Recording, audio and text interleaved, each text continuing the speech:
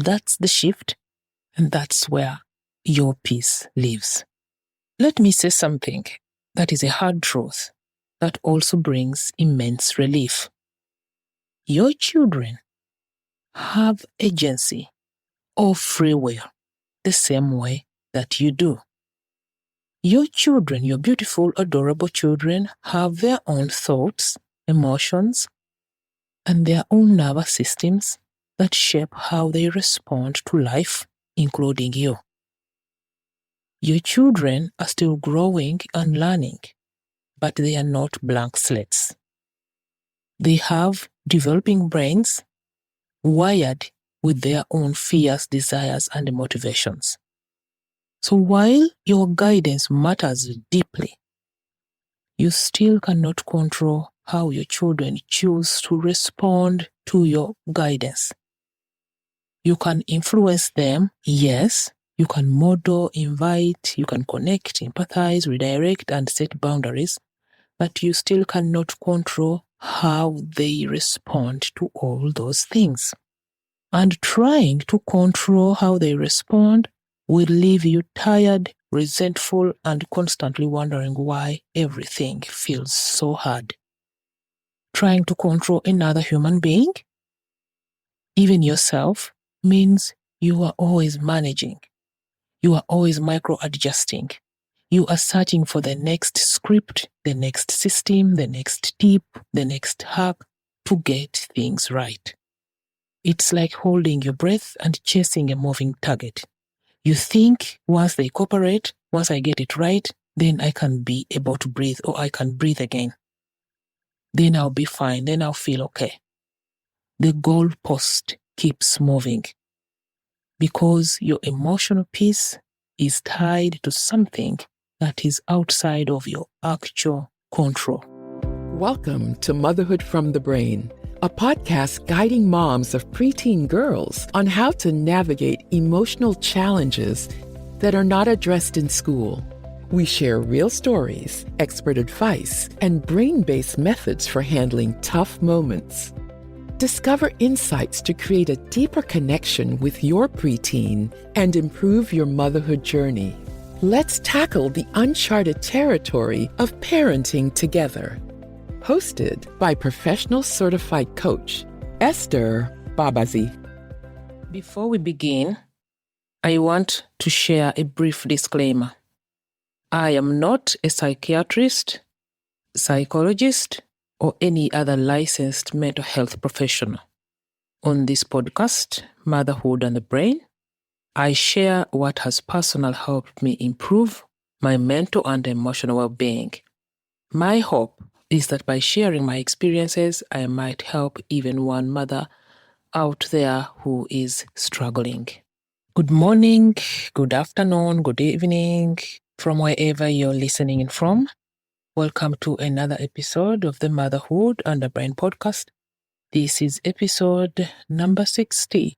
My name is Esther Mbabazi. Well, how are you doing today? How are you feeling? How is the weather where you're listening in from? Where I live, it's gray outside. It looks like an October day, like late October day. That is how gray it is here. Usually in May, around this time, it is sunny, maybe a little bit of cold breeze. But this May, we don't know. I think we have had maybe 2-3 days where we did need to wear a jacket, a light jacket. So that's where we are.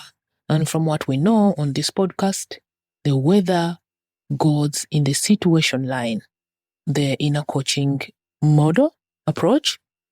The weather goes in the S line, the situation line, and then we get to choose what we think about the weather. The weather is a neutral circumstance. We get to choose what we think about it. And in my case, I think it should be sunny. And when I think it should be sunny and it is not sunny, I feel frustrated. And when I feel frustrated, I complain, like what I'm doing now on this podcast. So, yeah, I'm convinced it should be sunny and it is not. And yeah, I'm not having a good time. I'm attaching my inner well-being to the weather that is outside of my control. Which brings me to today's episode. Many of us don't realize we are living by what I want to call a hidden script. Until we are very overwhelmed, we are yelling or crying behind a locked bathroom, wondering why motherhood feels so hard. That hidden script is what we call a manual. And it might be the single biggest reason you are so emotionally exhausted. A manual is your internal instruction guide for how your kids should behave so that you feel okay. It is not written down. You probably didn't even know you had one until today. But it runs like a code in the background of your mind, silently dictating. A manual dictates how your kids should respond when you're trying your best, how your spouse or partner should show up when you're on the edge, how your mom should support you and not criticize your parenting style, how strangers in traffic at the supermarket should react when your child is having a meltdown, and how your child should behave while you're out there in public. And when these people or your children do not follow that script, the one that is running at the back of your mind, you feel frustrated, you feel hurt, unseen, and out of control. And that pain sometimes spills out through yelling, snapping, withdrawing, spiraling into shame or silence. Manuals aren't just for other people. You have one for yourself too. It runs deep within you, how you expect yourself to show up as a mother. You might have a manual that says, I know I sometimes have this.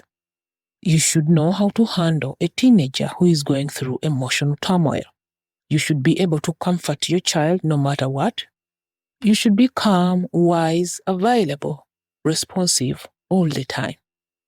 So when your child is sobbing and won't let you in, or your teen is stuck in a spiral that you can't fix, you don't just feel helpless. You feel like a failure. Even though the truth is, sometimes our children do not want to be comforted. Sometimes they need space. Sometimes they need time. But your manual says a good mom would know what to do. So you blame yourself when you can't make it better. And it does not stop there. You might have a manual that tells you you're supposed to do it all. Bake the cupcakes for the school project that is due tomorrow. Wrap up your work project before bedtime. Drive everyone to their activities. Remember the field trip form that you're supposed to sign and send back. Show up with a smile while doing all the above. Except you are a human being. And when you inevitably can't keep up with this impossible pace, you don't just feel tired. You feel like you are doing something wrong. So you turn to your manual and use it as a measuring stick to judge your worth. Instead of asking, what do I need to do right now? You ask, what's wrong with me? Why can't I keep up? Here is something that many of us were not taught. Our freedom, our peace come when we drop the manuals, both for ourselves and for other people. And this does not mean that you will not ever feel disappointed or frustrated or angry. Of course you will, because you are human. But the difference is when you stop believing that your children or your ability to do it all are responsible for your emotional well-being, you stop making every setback or rejection feel personal.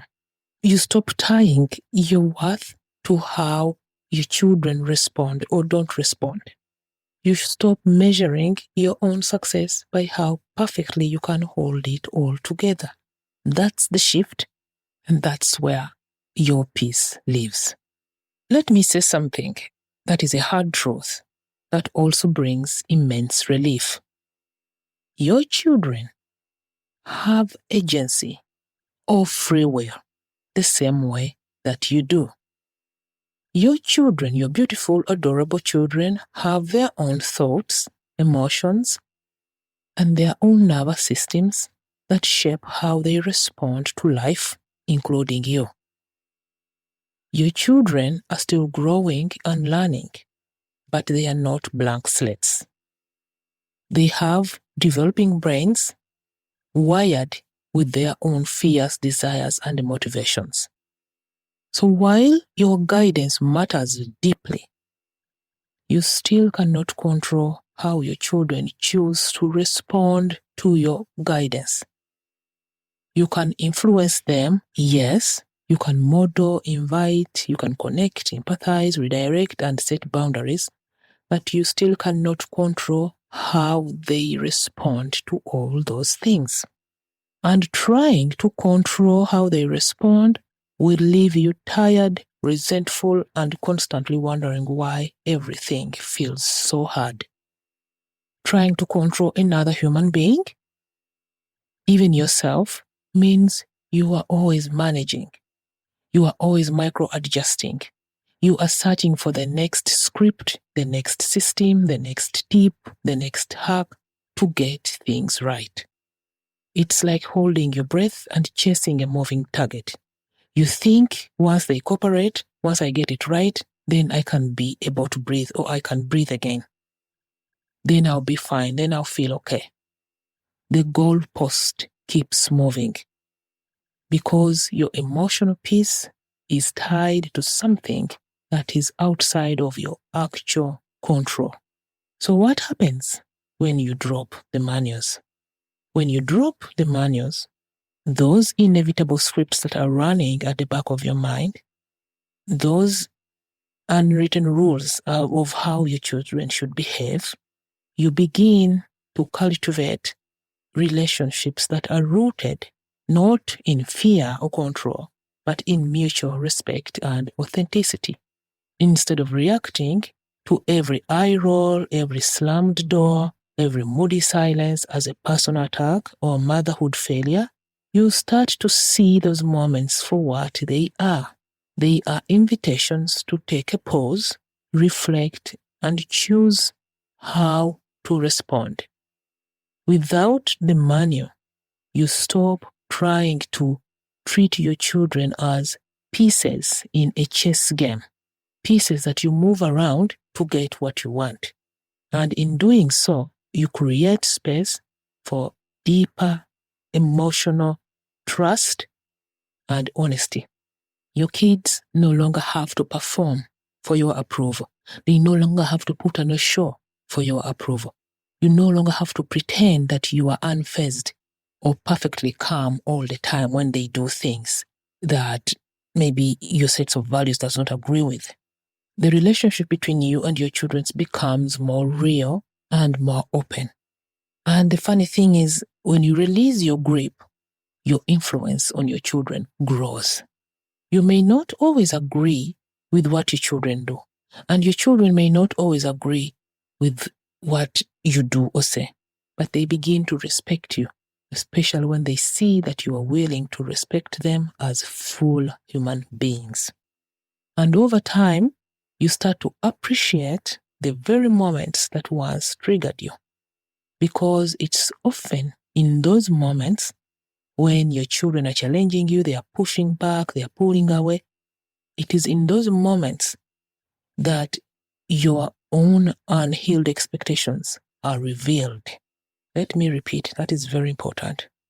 In the moments when your children are pushing back, they are challenging you, they are pulling away, it is during those moments that your own unhealed expectations are revealed. They come to the surface. So instead of feeling threatened by what comes up to the surface, you learn how to create space for it. That's the term we use in my program. We create space for it. We sit with the discomfort of whatever is bubbling up for us. You begin to respect your children, not just as your children, but as people who, in challenging you, are helping you grow. Now, awareness is one thing. becoming aware that you have a manual and all these things is one thing. But mastering how to live differently, how to drop the manual, how to hold boundaries and set boundaries from a place of love and not control, and how to respond instead of reacting, these are skill sets that many of us were not taught growing up. But luckily or fortunately, coaching gives you that. Coaching gives you a mirror to look at your own thinking with compassion. Coaching gives you tools to separate your triggers from the facts. Coaching gives you the ability to unhook your worth from everyone else's behavior. And coaching gives you the confidence to parent without riding the roller coaster of your children's moods or emotions or reactions. So in coaching, in my program, I teach moms to stop trying to control what isn't theirs.